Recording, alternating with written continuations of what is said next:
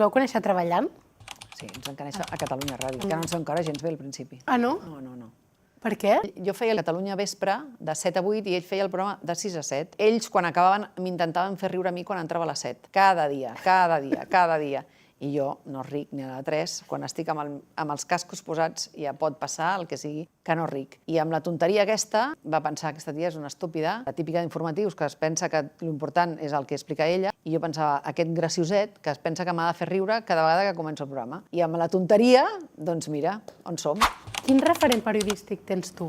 Bona pregunta, però no hi he pensat mai com a referent periodístic. Et diré una cosa que no te la puc dir, que és a qui admiro, el Toni Clapés. Sempre dic que fa el millor programa de ràdio, evidentment, de Catalunya, Espanya i part d'Europa, probablement. Sap barrejar l'actualitat amb l'entreteniment de manera que tu no et desconnectes mai del que passa. I això no ho sap fer ningú més en aquests moments, en aquest país segur. I fora, m'agradaria veure-ho, tampoc conec la ràdio de tot el món. Trobo que estàs molt enamorada, No, a veure, ja portem uns anys. Som una mica equip, hem passat ja moltes coses i ens hem donat com bastant suport. Sempre dic, passi el que passi, hem de quedar per la inauguració de la Sagrada Família. És igual si ens hem separat, si vivim en lloc... És igual, tu i jo quedarem per la... I cada vegada ens ho van retardant més, dic, mare de Déu, ens ho posen difícil. Amb el Toni us escolteu mútuament? Sí, jo soc molt coach, però jo quan faig alguna cosa fora de la meva zona també. Ell s'ho ha escoltat i m'ha dit, ostres, això molt bé, aquí trobo que això no sé què, sempre en constructiu. Jo sempre sóc de tirar moltes floretes, però quan una cosa no està bé o no m'acaba de fer el pes, li faig la reflexió constructiva i sempre em dius que tens raó.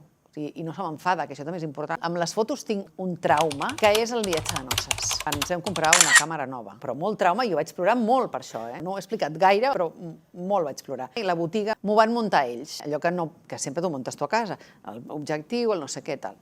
El meu viatge de noces, Florència, 2001. No sé quantes fotos vaig fer, moltes fotos. I et parlo de la prehistòria, que vol dir que el carret es portava a revelar. Abans vivia a Cornellà, ens vam casar i vaig fer el trasllat de Cornellà a Barcelona després del viatge. Com que el pis era meu, el de Cornellà, doncs ja ho faré, no hi ha pressa. El senyor de la botiga em va dir, vine, entra i seu, en una botiga de fotos. Que vaig pensar, ara què li agafa aquest home? I em va dir, mira, te les he revelades igualment, però no han sortit bé. I dic, alguna no ha sortit bé? Diu, no, és que la càmera té algun problema. Dic, què vol dir? Miro les fotos, les tinc guardades, No les he tornat a mirar fa molts anys. Les fotos es veia el paisatge, la persona, tot desenfocat i en primer terme claríssim, unes lletres en anglès, en xinès i en, no sé si en castellà o en alemany, no me'n recordo, que deia retirar antes de usar en tots els idiomes.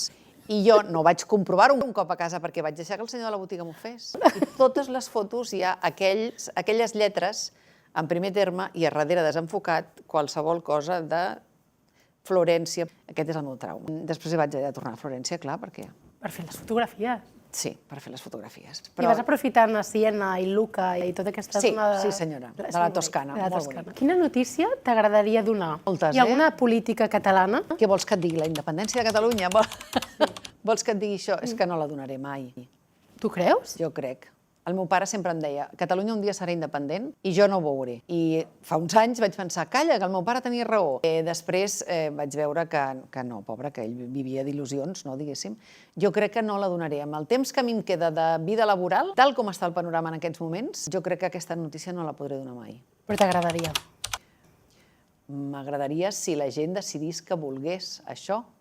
Per això vol dir que ens haurien de deixar decidir i tornem a començar tota la història. És molt complicat donar-la.